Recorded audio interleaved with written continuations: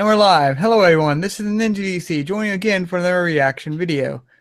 Join me again is Unova. Good evening, ladies and gentlemen of the court. Name's Unova Brony, and I'm here to continue watching Star all the way to being caught up soon enough. Jenn? Unova, you're putting DC to sleep. What happened? Losing your touch, Unova, man. Hold on, Unova. Hang on. All right, quick, drink this, Unova. All right, then. And hit the deck! Ah! I just launched an entire marathon of Power Rangers! Yes! Go, Unova Ranger!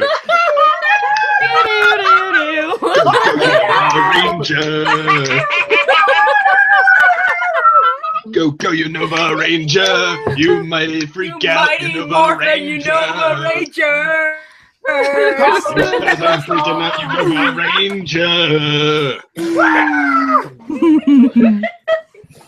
Perfect. Now that we have everybody back on schedule. Hello, I'm Jenn. I'm the lightning. That's it. And I bring everything down with just like that. No, you don't. See, it's not a proper introduction without the massive glory of Unova, and then the kind of meh that's me. You're not meh, Jenn. No. I guess it's just like it's like, okay, I've got something. I really got something, and then all of a sudden it's like, oh jeez. Oh, cool.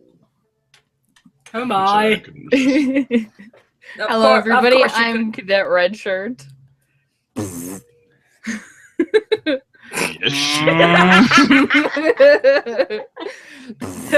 She's Cadet Redshirt. She's Cadet Redshirt. Reporting for review and drinking hot cocoa. Yeah, in honor of National Hot Cocoa Day. Happy Hot Cocoa Day, everybody. Yes. Now they know what day we recorded. Yes. They're like, remember this day. This day, remember it well. Not because you spilled hot cocoa in your lap. Well, go ahead and remember that.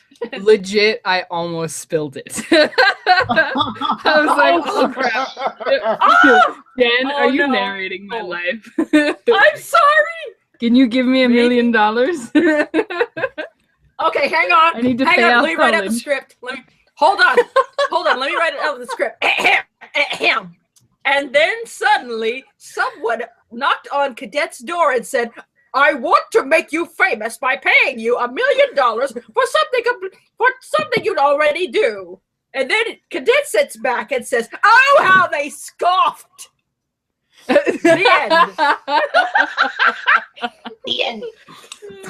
Dead. Epilogue. Cadet and Jenn meet up at Indie PopCon 2 again, and where they effectively meet Danny and Bride of Ninja Sex Party, and then they become their roadies. The end. Whoops. Wrong epilogue. Oh jeez. And we have an order here for Cadet Redshirt. Lord. Something about the $1 million.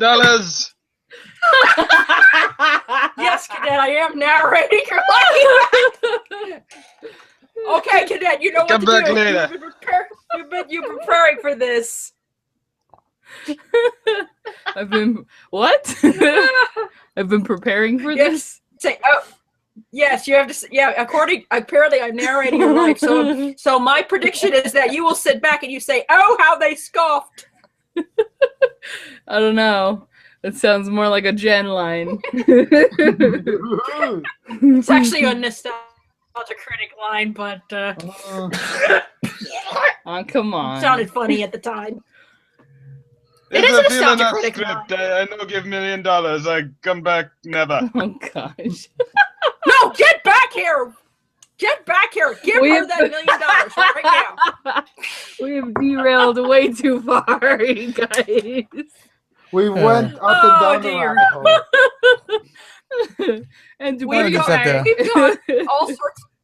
Wind We- them up we've and not watch them go. We've just gone up, down, and all around the rabbit hole. Upside down, bouncing off the ceiling, inside out. Straight in DC's podcast. And singing again is second. Hi there. A critic first and a fan second. This is your second opinion. Also drinking hot cocoa, but in the way Kirk Really? Cameron does it. I wish the cup weren't empty. I I don't really get it. do. It's invisible. It's invisible hot cocoa. I don't get it. Yeah, It's Oh. saving. that cup. I wish there was something in it, but I'm going to pretend there is to make myself feel better, and to convince you all I know how to make a movie. Fair enough. You're just gonna Fair pierce us with your stare the whole time. We're convinced. Nobody Right? will get it. Jen, I'll show you later. Okay. Bashing Kirk Okay. Cameron on Christmas. It's a tradition now. A tradition. Mhm. Tradition! Tradition! Tradition. Tradition. Tradition. Tradition. Much like watching Star versus the Forces of Evil every week. Tradition. Big win. Transition. Sideways. Oh yeah, transition. That's better. Jen. Transition. Just There like needs to how be like a cue excited card or you something. were. There needs to be like a cue card of like what, like somebody those things saying transition. But does everyone have their video up at 0-0? Yeah. Yes. Should be a Yes. wand. My hero zero. Yes. All right, everyone Oh. press. Oh, sorry. Everyone press play in 3, 2, 1, play. And no ding. Oh, shit. no ding! A little Get a little I wild. ain't around here. I'm from another dimension. Gonna get a little weird. Gonna have a From Get around on here. time! From another- Woohoo! From another woohoo! Jen seems a bit behind. Uh-oh. Ah, What's the I'm timestamp? Oh, talking no. rainbows. I'm talking puppies. I'm at 30 right now. I'm at 30, 31, 32. 30, 31, 32, 34, 33. 35, 36. Okay, Jen's a couple seconds behind. Yeah, she's a Jen's couple. like, Oh, come behind. on. Oh, a Halloween episode. Really? Wow, that was a lot of people writing this story. The musics.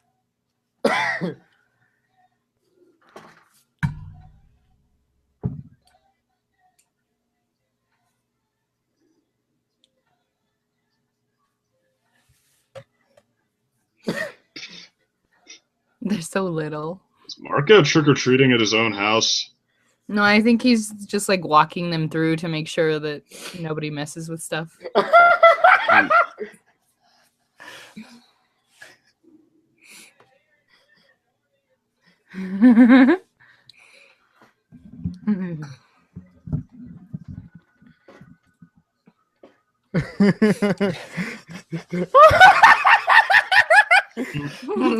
She just has the piano in the middle of the thing.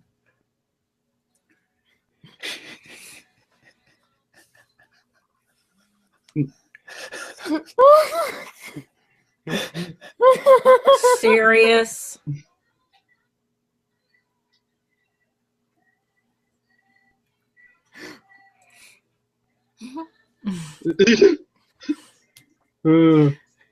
Kids who talk like they're old beyond their years. Mature beyond their years. Aww.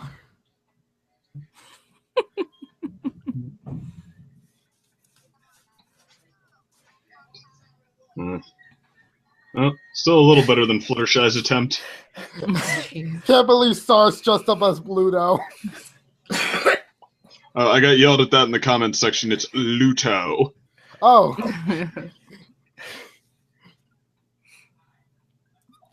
Yelled at about that in the comments section.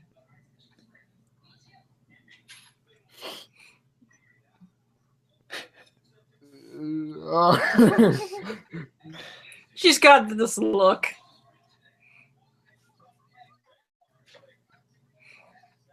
What? Jeez. Is she like a librarian zombie? She the average principal of every high school? Okay.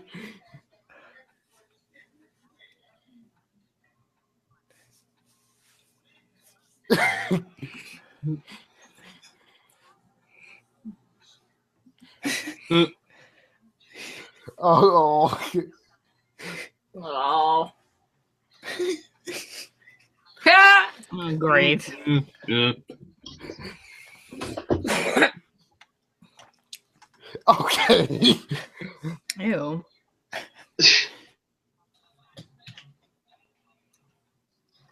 Oh. Oh.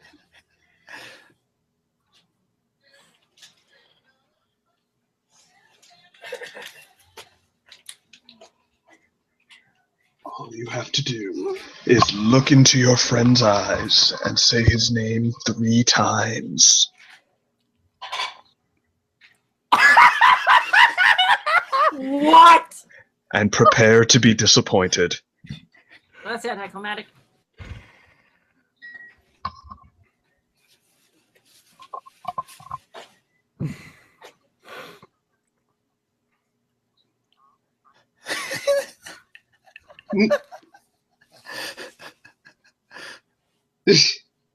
Well, she tried.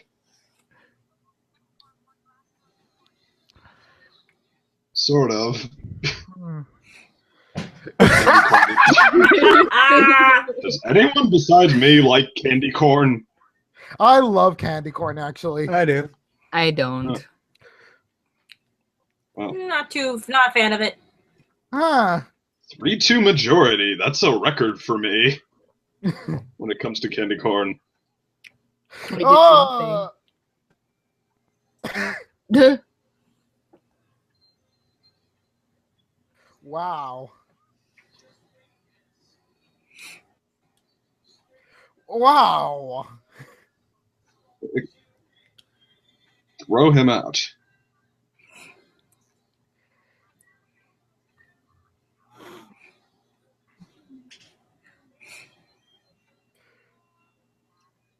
Light bulb.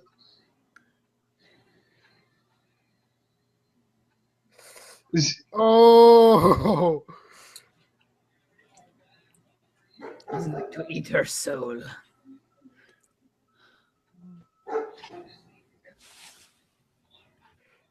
Hmm.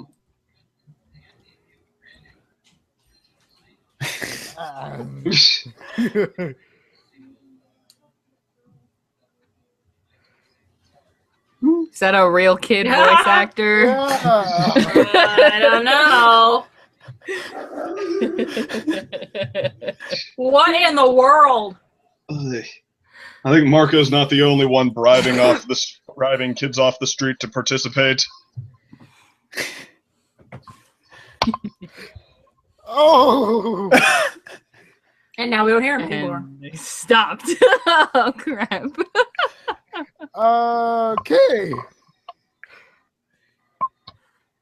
Okay. Mm-hmm. Now we're heating up. Okay.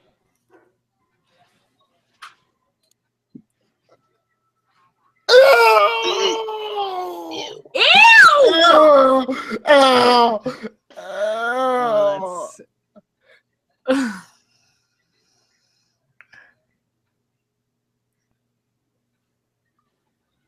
Okay. Dang. Okay, where it's getting real. Oh. All the voices of the children. Oh God.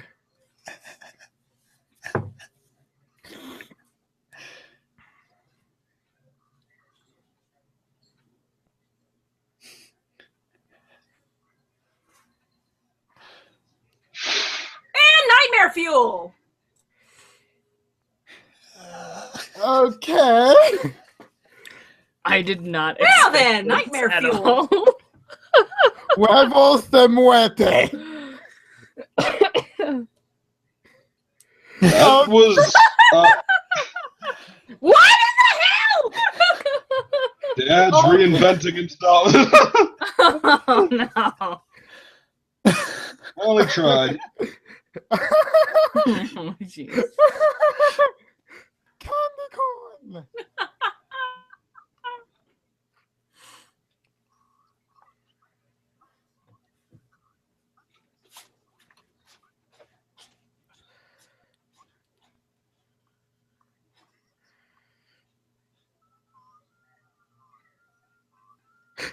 Okay. People writing this are surprisingly classic good horror at horror. Especially the gross out factor. Right. Oh God. Yep.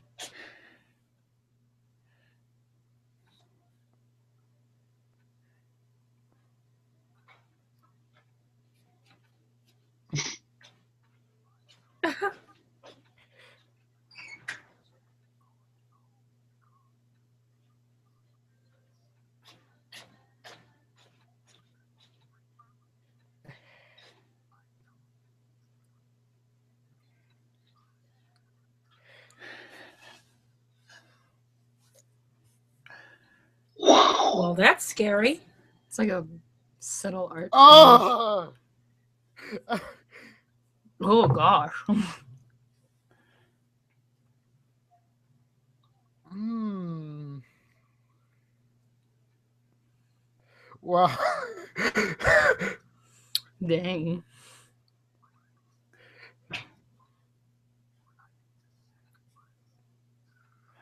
Ah!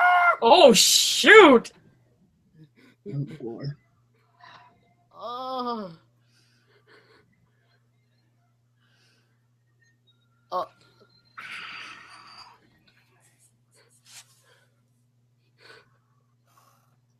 Oh no! Oh! Oh no! Oh! Oh my god! Dad ain't messing around no more. Freaked him out. Getting eaten by Hungry Larry is probably not. Well, okay. Okay. Yep. Oh my god! The gag reflex. Ooh. Ew.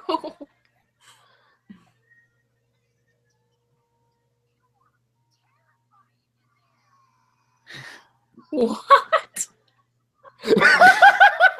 Oh my god, really?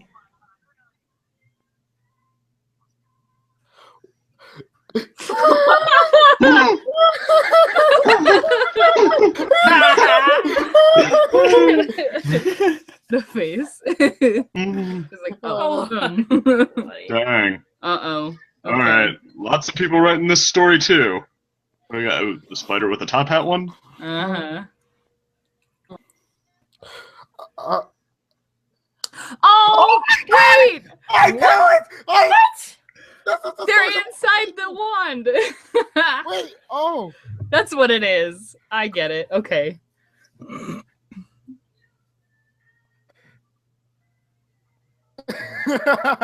jeez. Hmm. The little narwhals. And the unicorns. too. Guess that answers the question of or the concerns of people saying that the unicorn is being abused.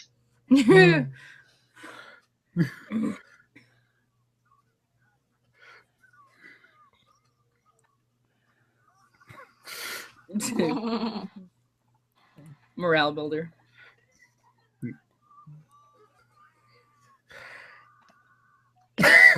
Mm.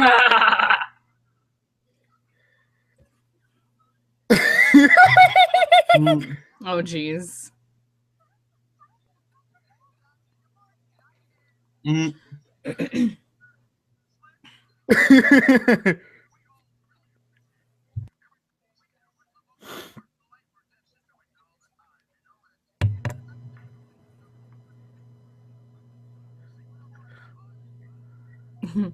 So sad.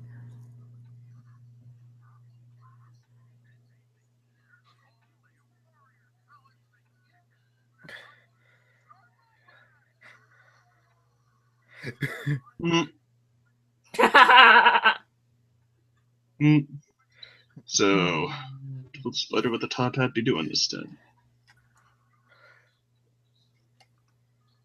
He might be too weak. Oh. The Spider's got a dream. Yeah.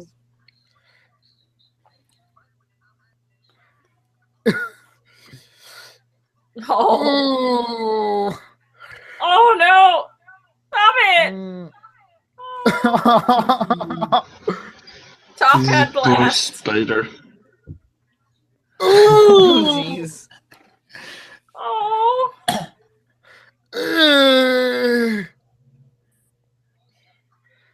It's not every day I feel this sorry for a spider. True. Huh. Imagine waking up to that.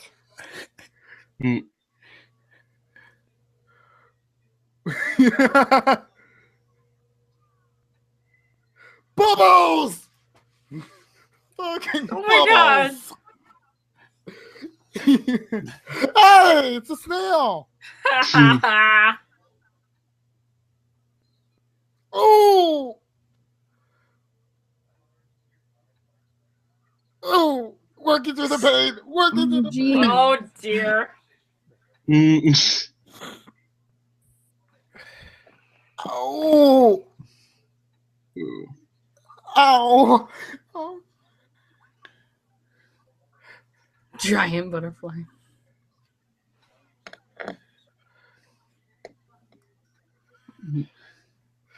Oh, jeez. Buffy unicorns.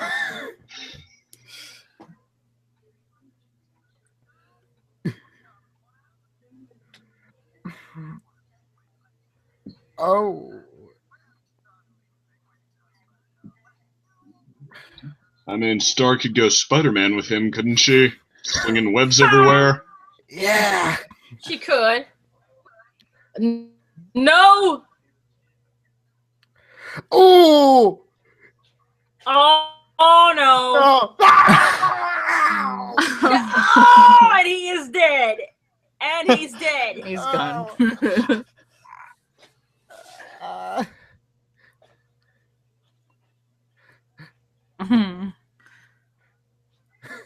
Wait, gosh. Pain.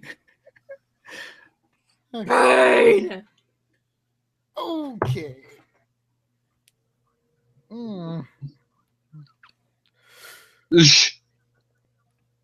Yes, it's yourself, Unova.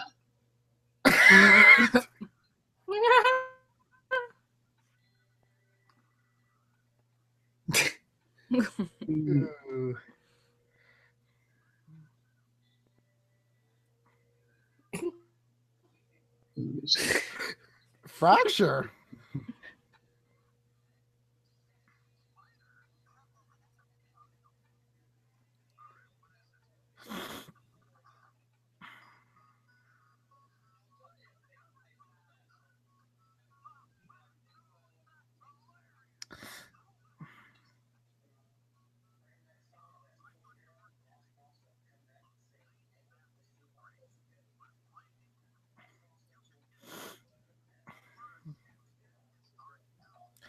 Aww.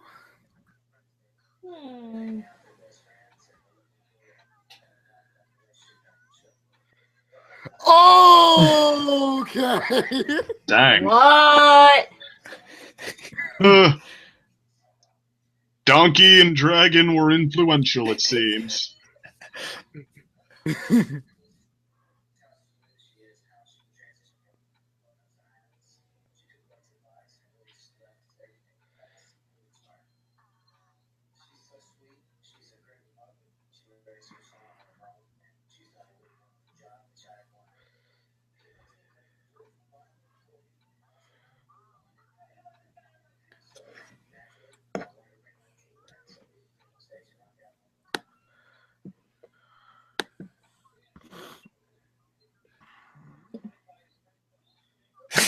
Everyone still here? Yeah. Okay. Yeah. Okay. We're invested. Ooh.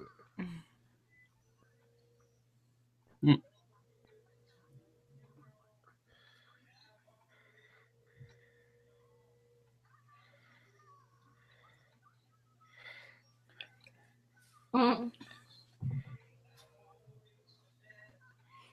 Oh.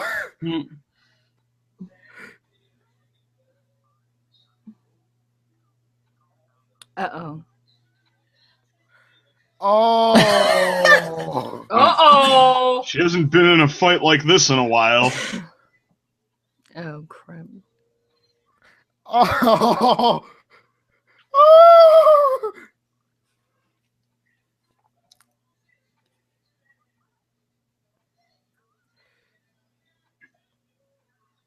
Oh.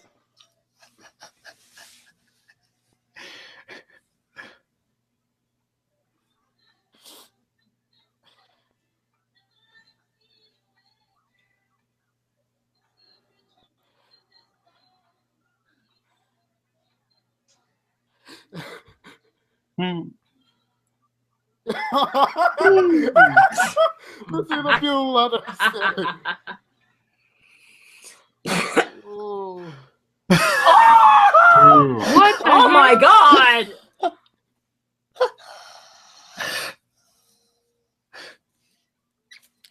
Welcome to Normandy Beach.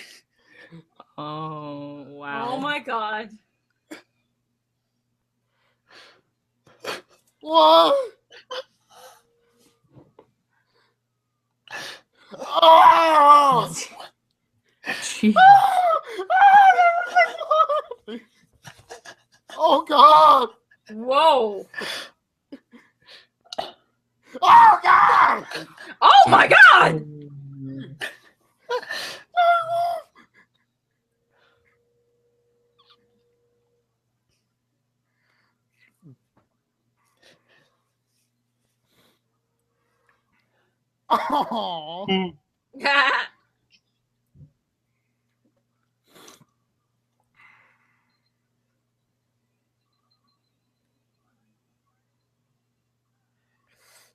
Oh. Okay. What the heck? With a mush. The laser In the cannon? heck? Okay, why?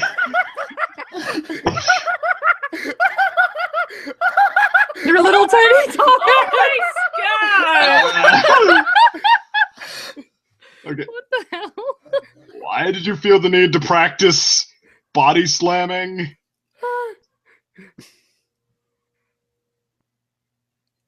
Whoa.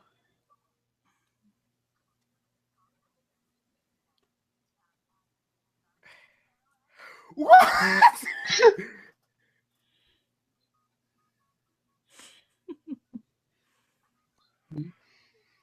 Huh.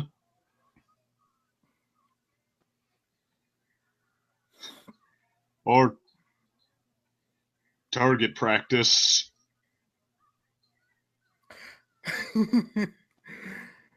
Aw. So wait, How cute. wait, was that supposed to Oh, be at the end okay. saying it was just a dream? I think it's leaving open-ended.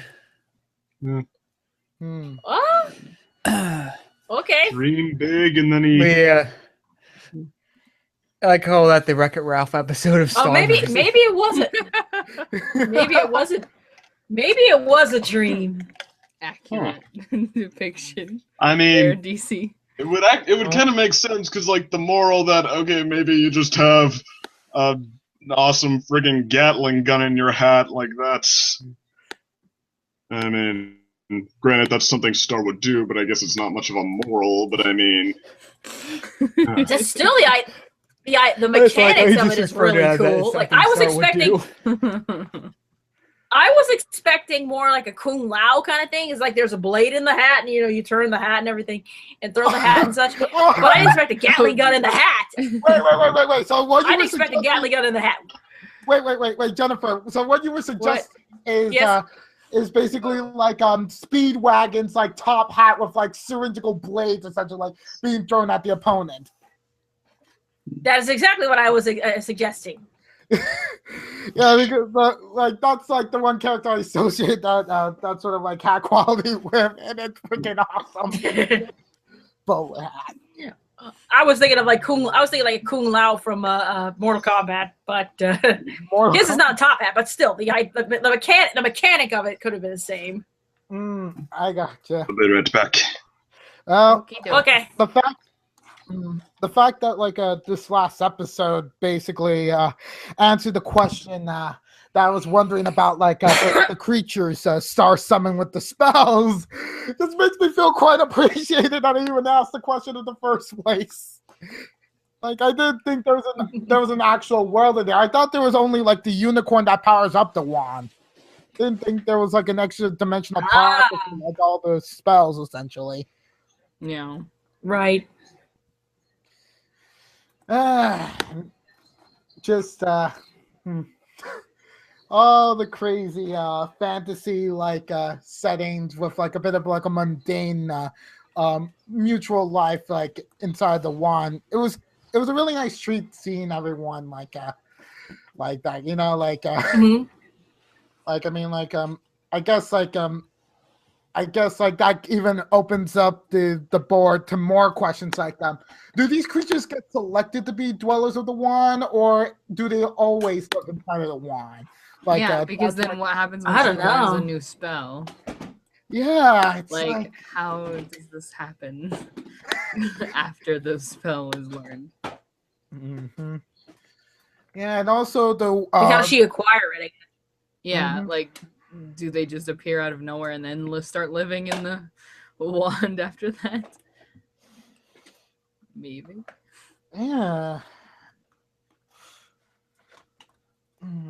Anyway, sorry for interrupting. No, it's no problem. Like, I'm just sort of kind of like wondering about like the Warnicorns and like in Stars 1 essentially being more Anthro and more Buffy than like the normal ones that are just basically more ugly, filthy, and more wild. And like remember, like even the Narwhal Blast was more personified.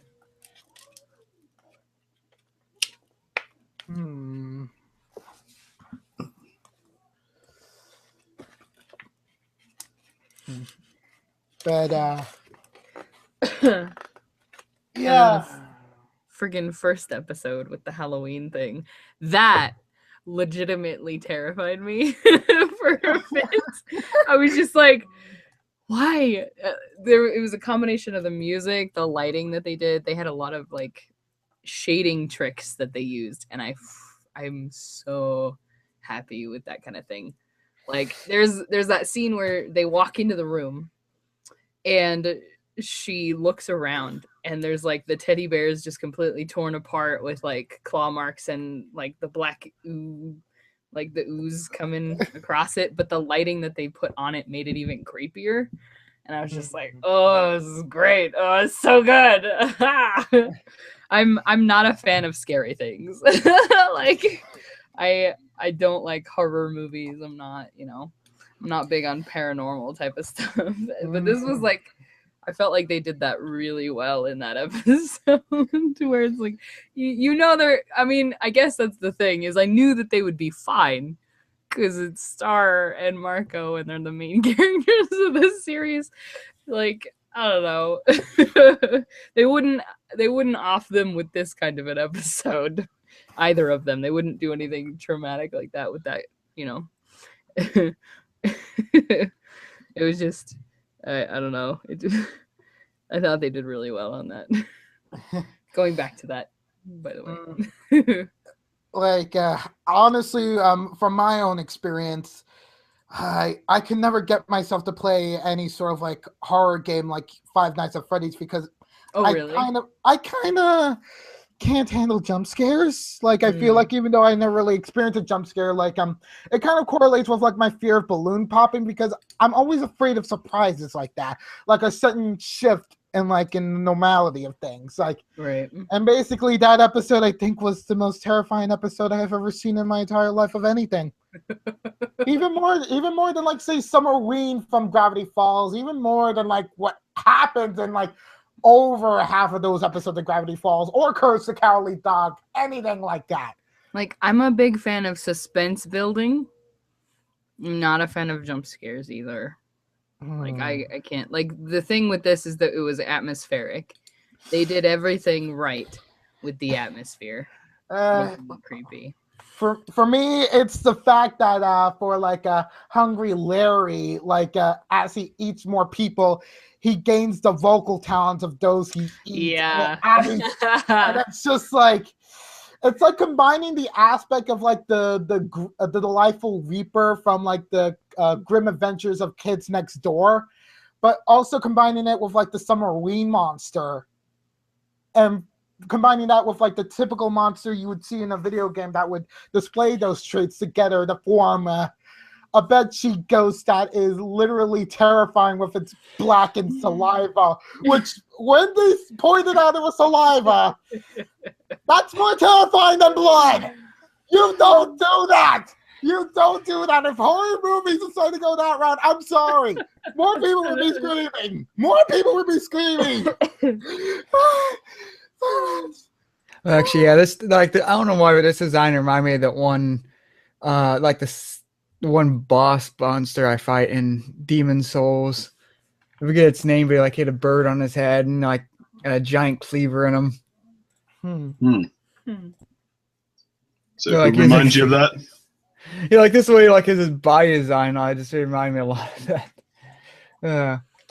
I thought it was great though because he had such a simple, like, cliched Halloween design to him, the character, and like they turned it into something that like it kept growing and getting grosser and like Off screen for most of it. Like, yeah, but like you know what I mean? Like it just transformed into this just disgusting thing. Like it looks gross. It has like gnarly teeth and like just they're little, but they're like yeah, and the eyes, the way the red glowed, and it was just like right everywhere. I mean, even with the G-rated, I guess, restraints or PG whatever, like they managed to do some legitimately A-grade horror there. Yeah, they did really well.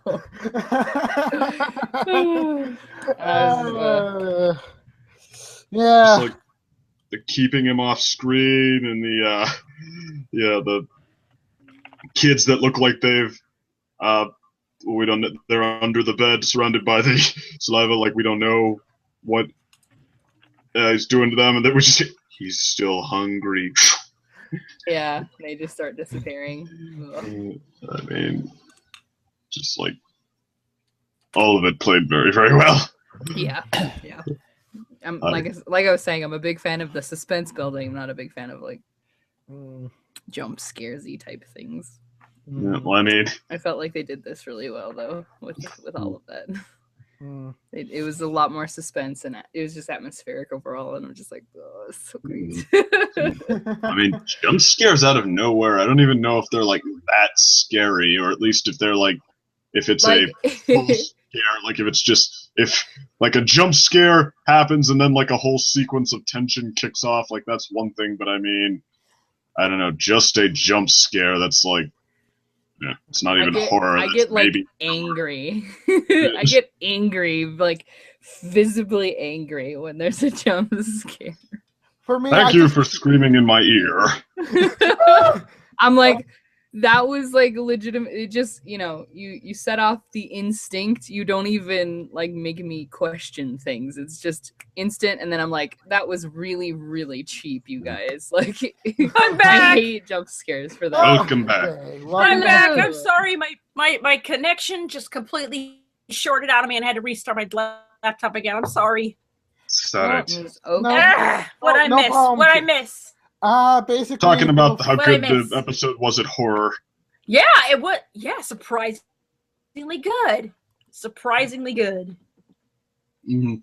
So Alfred Hitchcock, I think, had a quote like, "If a bunch of people are sitting around a table and there's a ticking bomb underneath it, that's horror. If the bomb goes off, that's action." That like there Ah. was no horror in the bang. Mm. Well. Like the dad Okay, fighting yeah, I the can ghost understand at it. the end. Sorry, what? Yeah, that I was thinking like, well, I guess if the bomb explodes and you see all the carnage and everything, I guess it depends on really if it's like in your face or if it's just perceived. I mean, yeah, like the explosion itself, I guess, isn't horror, but if like you see the, I don't know, suffering of it, I guess that could be. I mean, it's Right.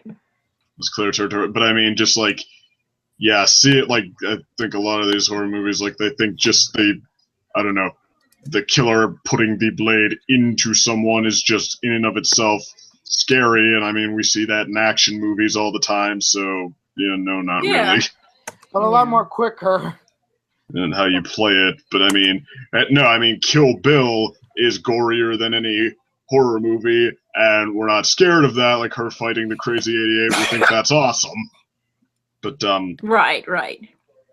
so, but, what was I saying? I did like, actually, for example, I guess you might say the dad versus, the, Hungry, what's his name? Larry, Hungry Larry. Hungry Larry. Okay. Yeah. It's like That's such probably- a non-assuming name too. Just like it's just such a like generic, boring name. Well, actually, you realize like all those names, like what Bloody Mary or something like that. Well, Bloody, sure, but like a lot of these killer names, it's like I think you realize, I guess, what a lot of them were going for initially is that it doesn't seem that scary until you think about what they're implying. Right. Right. Yeah, but I mean, the dad versus Hungry Larry was probably the least scary part of the episode, except for the shot of everyone just like in his mouth screaming that they want to get out. The art style changed on that. Yeah. I liked it, but it was like so. It felt. Oh gosh, what are those little like Disney Channel or like the little? I'll find them. Umis? Huh? Yes, thank you. I was like, what are they called? They look like that, and I'm just like, what the heck?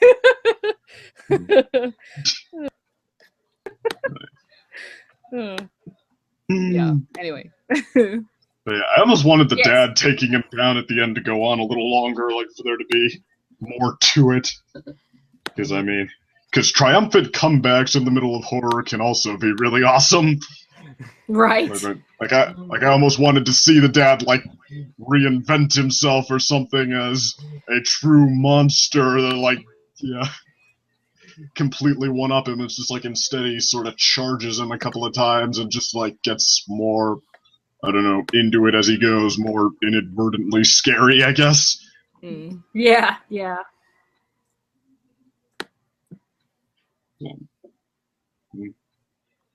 Although I guess I will say, like, what the both halves of these episodes have in common is, unlike a lot of, I don't know, movie counterparts with similar morals, they don't really seem to want to, like, hit you over the head with the moral too much that, like, almost want to not have, it seemed like they wanted to not have to say it, like the spider with the top hat, I guess you could call that sort of like the Monsters University moral, or, what else has that theme? Well, DC brought up Wreck-It Ralph, but just wanting to be something you weren't necessarily meant to be. I mean, they never actually say that. They never try to go on about whether it's, is Spider with a top hat right to go for his dream. They kind of let what happens speak for itself there, which has its pros and cons. But I guess it does at least set these episodes apart a little bit. Right. Mm-hmm. Yeah. Which, come to think of it, I guess the first half technically had the same moral. Like the dad wanting to be scary, and that, you never know what you can do when the chips are down. Versus, so good. I liked what he said about. Nothing scarier than a man who's lost everything. I like that part. Yeah. Which is also pretty morbid if you think about it, but it's like, it's I don't know. It's just, I mean, I guess it's just, kind of an interesting route to take with that. Just like, all right, you want to be scary, like this is what it means to be scary. Right. But, and he's totally back to like regular Hungry Larry saying that too, just like, oh yeah, there's nothing scarier than a man who's lost everything. I just like that line. That's really good. He plays it like that was his truest intention. He's got a like little smile, and then the dad's just like, get out. And he's just like, oh, leave this place. Maybe it was, but the dad's not having any. Yeah. Oh my god, like you even hear Hungry Larry right when you even hear like Hungry Larry right when the cab's flying away say ungrateful. Really? Even he had what? Oh my gosh. When the cab's driving away, or driving away, he says ungrateful. I'm like, are you serious? Yeah. Oh my god. No, wait, no, he says how rude. Oh, how rude. Okay. Oh, how rude. Okay. Hungry Larry was just doing his thing like they asked. Right. I mean, he was summoned pretty much to do what he does.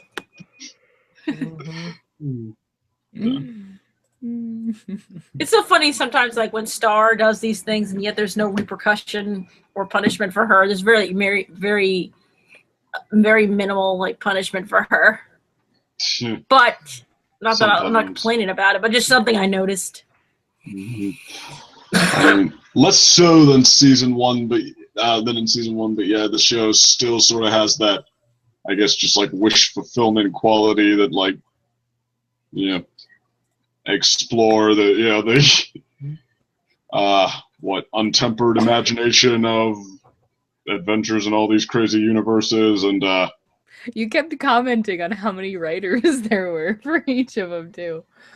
I think they did pretty well for having so many cooks in the kitchen. Well, sometimes I guess people think that makes it better, and I mean, it's clear. I think they wanted these episodes to be something special. Like, I mean, one was clearly intended as a Halloween special, and the other, I mean, it's certainly not like any episode we've had, and that's saying something. Yeah. Yeah. There we go. But what was I gonna say? But I mean, yeah, I guess like I don't know. I get it. Well, maybe not so much in these episodes, but it does kind of seem like on some level that they wanted the lessons learned from. I mean, yeah, why? Just doing anything you want at any time doesn't work. It seemed like they always did intend for that to be a part of the show on some level. But though at least we get to learn it by getting a taste of, through this character, whatever you want with no restraint for a while.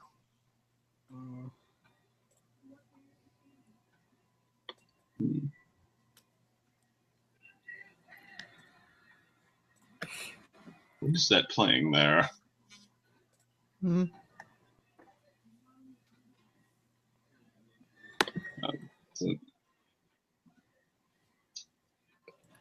clue.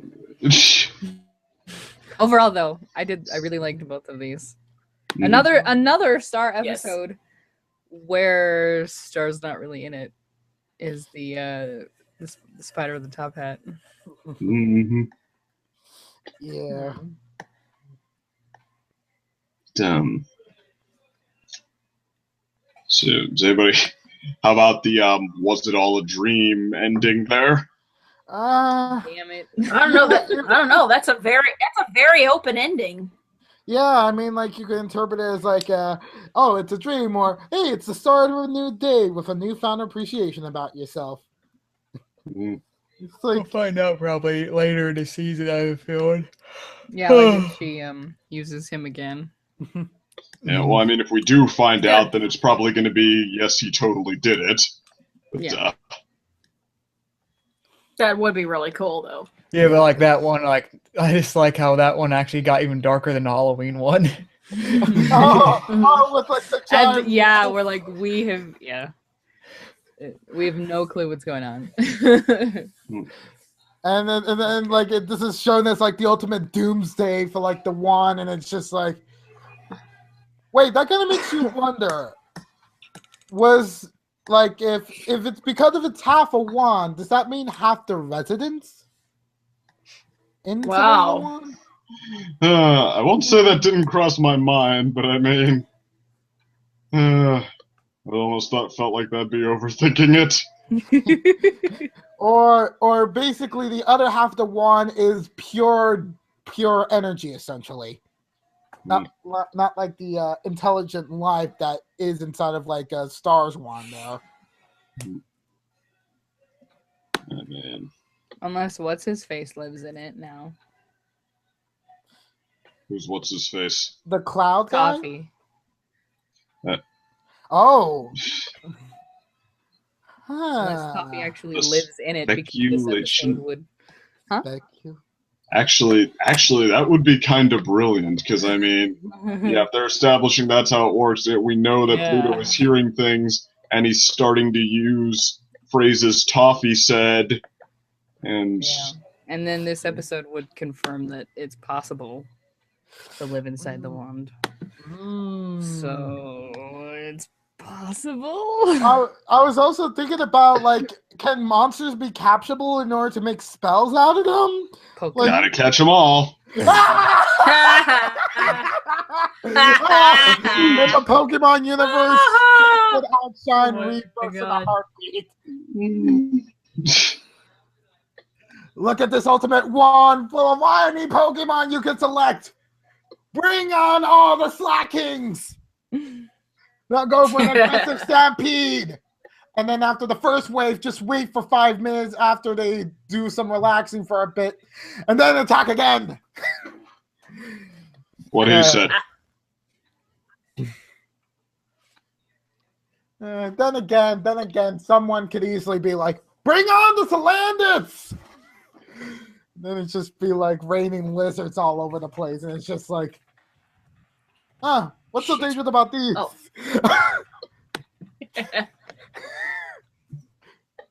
I'm talking lizards. I'm talking lizards. I'm talking narwhals. I'm talking unicorns. Mhm. We're talking butterflies. And then a spider with a top hat. Blast! Give themselves an easy way around the whole, you're technically torturing the animals, then just like, oh, we kind of like the pain. Right. Pain! Pain! Everything but pain! But yeah, do you see how I said the trend? Would you agree that the trend of good episodes is continuing? Absolutely. Definitely Yeah. continuing. I mean, I was, the Hungry Larry one was on the verge of losing me until, like, that's a little extreme. It seemed like it was shuffling its feet a bit, and then the horror movie bit kicks off. I'm like, oh, they totally played us. They made us think that they were just going the typical joke route that, like, they summon a scary monster and it's just some slacker bum guy, but then, like, it was actually a brilliantly played setup for this horror scenario. It's like, totally faked us out and got us with that. Like, But and the other one, I mean, I don't. It's almost hard to even rate the other one. I mean, like, it was entertaining. It was good, but it's like, yeah, we just focus in on characters. Not only have we that we not only haven't seen very much, but that we didn't even know were a thing. Sentient. Like very much so. Like I'm just imagining like the perfect crossover picture you could make for like the last episode would be Bulk Biceps working with unicorns. There's a crossover for you. Yes. I mean, you really, I guess, do feel for this spider, like throwing himself against a wall until he's black and blue and can't even, enjoy his day after he's done. But I mean, it all did seem kind of familiar, like, because I mean, this is such a common theme, it almost can't not. But I mean. I didn't hear from the Black Eyed Peas. Whoa. Like, what? Do you see? Why are we talking about the Black Eyed Peas all of a sudden? I fell one off.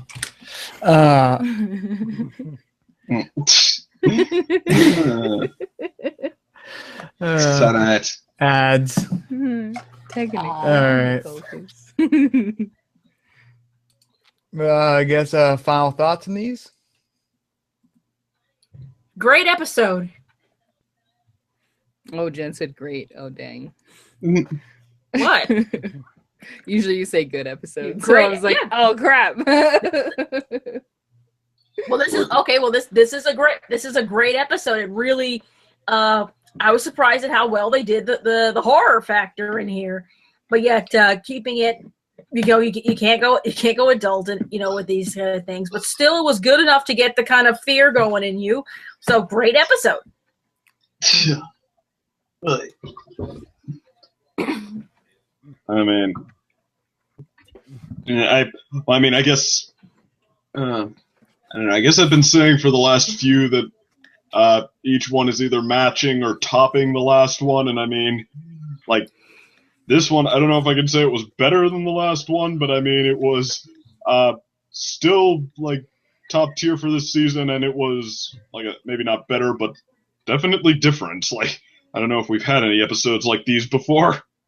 I mean, well, we've had stories like Spider with a top hat, but we haven't had those. I mean, that just even the way they set it up, that was just such like an offbeat idea. There's nothing quite like that, and both were very well told. I mean, as much as they knocked the horror out of the park there, I don't know if I could say it tops like Frenemies in the last one. I mean, that one just had like just the sheer, like I said last week, the sheer kinetic energy of it. I don't know if that's going to be topped by anything anytime soon, but Right. no, like, yeah. Second is for the bromance. I'm for the frenemies.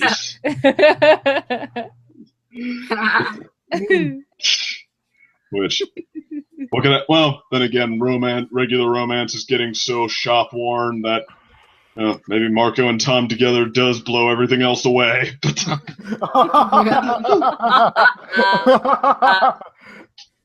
or they could always go in the route of hate equals love. I mean, and sad equals happy, and I mean, like Spider with the top hat equals not Wreck-It Ralph. But I mean, I don't even. I mean, I'm sure if I sat down to gather my thoughts, I could make a coherent review on all of this. But I mean, what can you say? Well, a really good time. It was.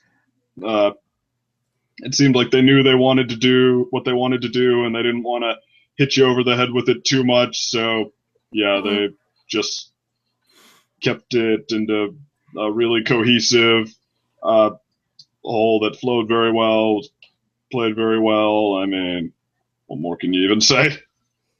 Right. Yet another good star episode.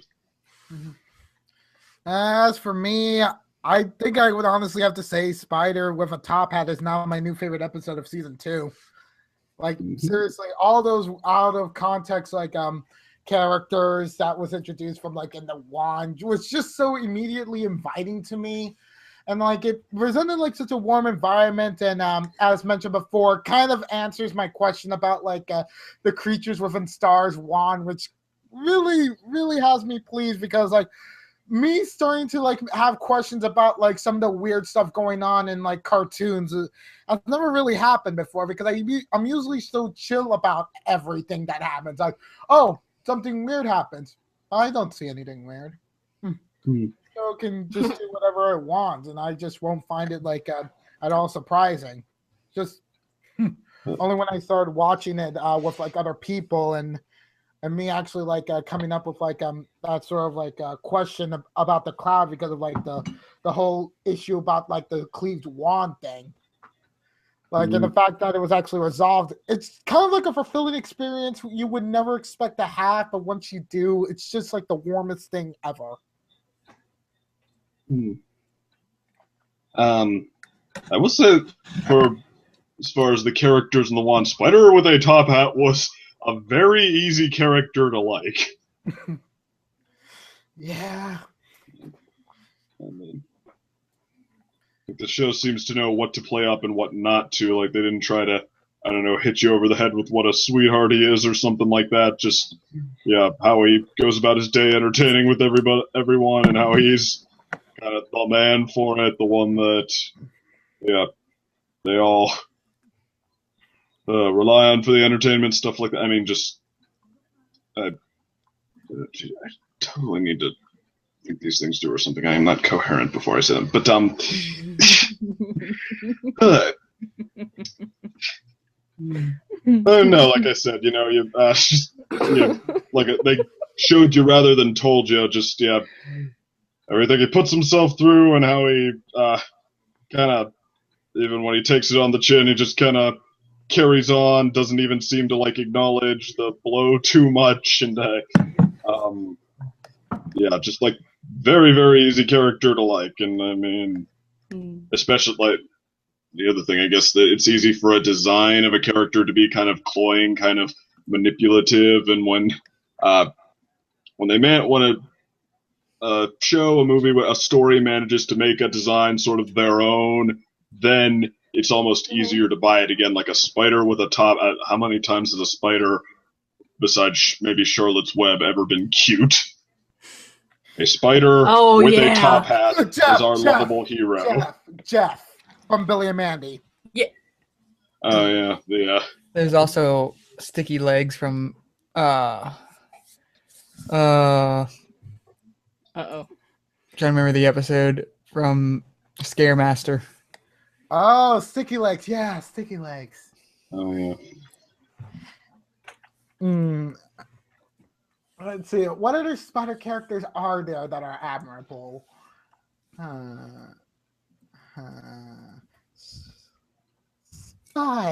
Spiders. Yeah. I'm not even saying it has to be like totally 100% different. Like what I mean.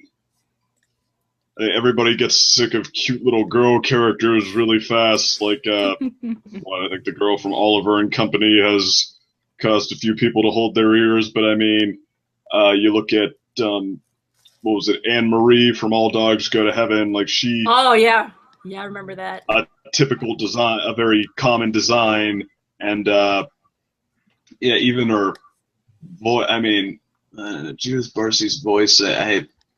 Whatever it is about it, like she almost doesn't sound aware that she's cute, I guess. And I mean, just the combination of that, and then how they played her, like how she's almost really matter of fact for a kid that age. I mean, I think the end result, a lot of people I think single her out as one of the hardest kids not to feel for.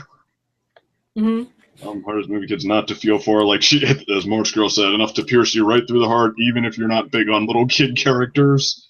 Right. It's totally true. Like even if you have your problems with the movie, you got to admit that was one thing it definitely did right. Oh yeah, it got into some like real. All Dogs Go to Heaven got into some real.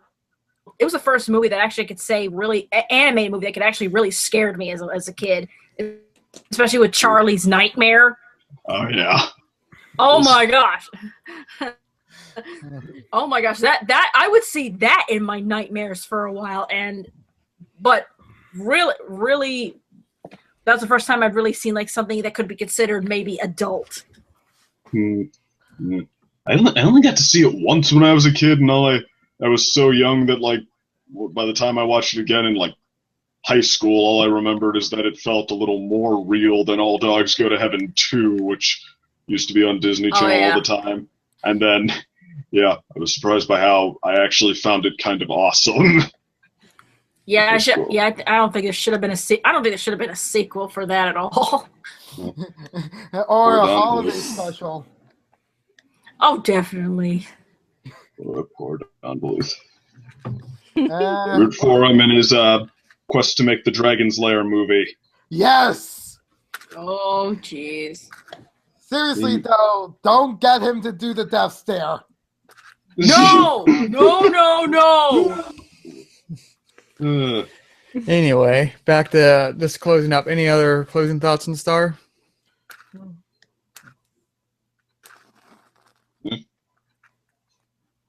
I guess it's a no. I think we're all in agreement. We liked it. Yeah. All right. I guess see y'all next week then. Bye. Bye. Bye bye.